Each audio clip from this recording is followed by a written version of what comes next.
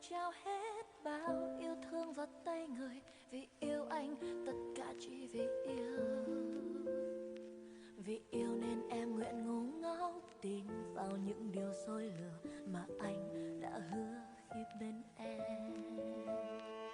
Vì yêu anh nên em bất chấp không quan tâm không nghi ngại, một lòng yêu anh thiết tha để nhận lại cây nắng.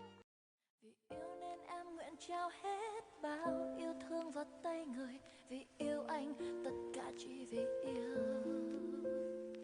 Vì yêu nên em nguyện ngu ngốc tin vào những điều dối lừa mà anh đã hứa khi bên em.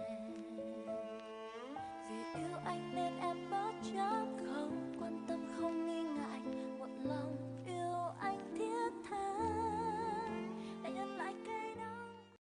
Vì yêu nên em nguyện trao hết bao yêu thương vào tay người. Vì yêu anh tất cả chỉ vì yêu.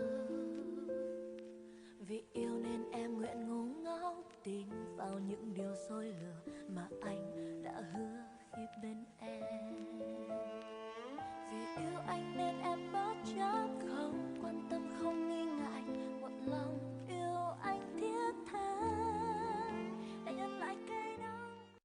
Vì yêu nên em nguyện trao hết bao yêu thương vào tay người. Vì yêu anh tất cả chỉ vì yêu.